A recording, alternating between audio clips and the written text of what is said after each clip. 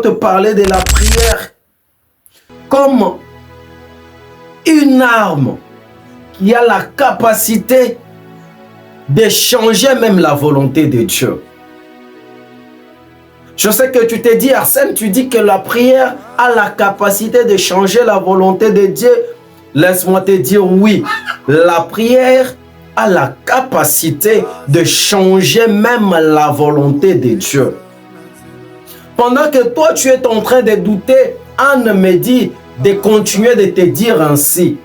Pourquoi je dis, lorsque je demande à Anne, mais pourquoi tu me dis de continuer de leur dire que la volonté a la puissance et la capacité de changer même la volonté de Dieu?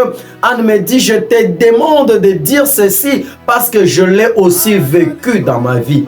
Je dis, oh Anne, relate-moi l'histoire. Anne me dit, tu vois, tu as toujours entendu parler du prophète Samuel. Je dis, oui Anne, j'ai toujours entendu parler du prophète Samuel. J'ai même lu dans les livres. Sainte, c'est bien fait, comment Dieu lui parlait, comment Dieu l'utilisait. Anne me dit, est-ce que tu t'es déjà demandé comment j'ai eu Samuel? Je dis, Anne, des fois je me suis déjà posé tant de questions sur l'origine de Samuel, mais bon, je n'ai pas eu de réponse. Anne me dit, Arsène, laisse-moi te relater une chose. Moi que tu vois, Anne, je t'ai déclaré stérile, pas par le genre de ma famille, pas par le sorcier du quartier, pas par les occultistes ni les magiciens, pas par le genre de mauvaise foi, mais j'ai été déclaré stérile par Dieu lui-même.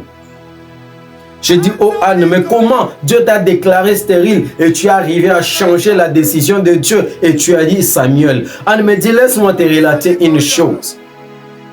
Je me rendais à Silo chaque temps pour prier.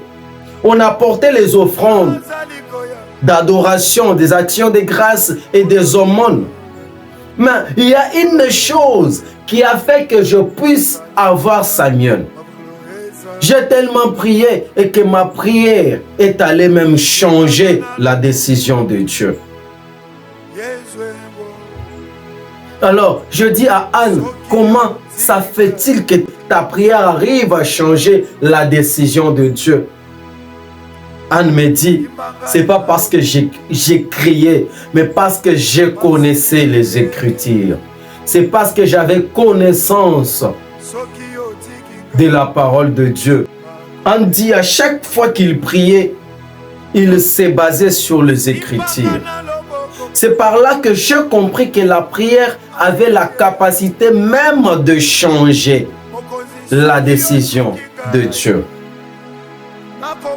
La Bible dit que Anne était stérile pas par la volonté des hommes, mais par la volonté de Dieu.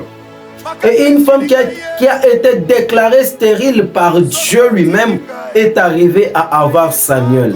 Pourquoi? Parce que Anne, sa volonté à lui, est allée rencontrer le vouloir de Dieu. La volonté de Anne est allée rencontrer le vouloir de Dieu au travers de la révélation que Anne avait eue de Dieu grâce à la prière. Écoute, tu peux avoir besoin de l'argent, tu peux avoir besoin du mariage, tu peux avoir besoin des enfants, tu peux avoir besoin de beaucoup de choses dans ta vie. Mais si tu pries mal, ta volonté ne va pas rencontrer le vouloir de Dieu. La Bible dit que Élie, le prophète, était vieux. Et Dieu avait refusé que les enfants d'Élie, les prophètes, ne puissent pas remplacer leur père. Pourquoi? Parce que le comportement des enfants d'Élie ne plaisait pas à Dieu. C'est ainsi que Dieu était en train de se chercher un autre prophète qui pouvait remplacer Élie. Et voilà comment Anne vient chercher un enfant. Elle que Dieu avait déclaré stérile. Elle que Dieu avait proclamé qu'elle n'aura jamais des enfants. Et cette femme est en train de chercher des enfants. Et cette femme, au travers de la révélation, au moyen de la prière, découvre que Dieu est en train de chercher un prophète qui pouvait remplacer Élie. C'est ainsi que Anne fait un marché avec Dieu. Et lui dit, si tu me donnes un enfant, je te donnerai un serviteur. Oh, Dieu était en train de chercher un serviteur qui pouvait remplacer le prophète Élie. Lorsque Anne dit à Dieu, si tu me donnes un enfant, je te donnerai un serviteur. Dieu se retrouve. Et Dieu conclut un marché. Il dit, voilà, comme tu me proposes un serviteur et que moi j'ai besoin d'un serviteur, je change ma volonté et je te donnerai un enfant. Si tu pries bien, si tu pries dans la connaissance des Écritures, ta prière aura de l'efficacité. Ta prière aura du pouvoir. Ta prière aura la capacité même d'échanger la volonté de Dieu. Or, personne ne peut changer ce que Dieu a décidé. La prière elle-même a la puissance, elle a la capacité de changer même ce que Dieu lui-même avait déjà prévu ou établi. Qu'est-ce qui est impossible dans ta vie? Je sais que tu as toujours prié. Je sais que chaque jour tu pries. Mais j'aimerais te demander de changer ta manière de prier. Ne prie plus comme un enfant, mais prie comme un mature.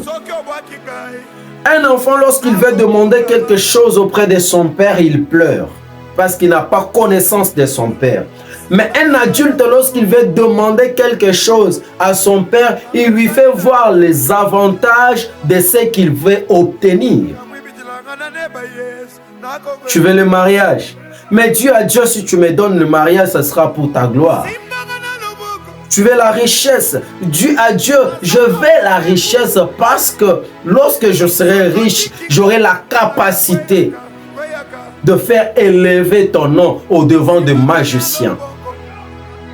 Tu veux quoi? Le renommée. Mais Dieu a dit, qu'est-ce que tu as besoin?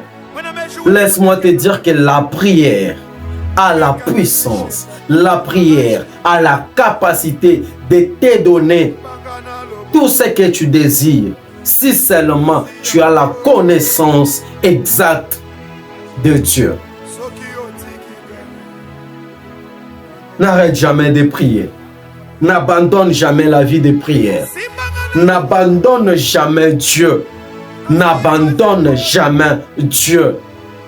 Reste focus à Dieu. Attache-toi à Dieu. Je te promets qu'il changera ta vie. Qu'il changera ta vie.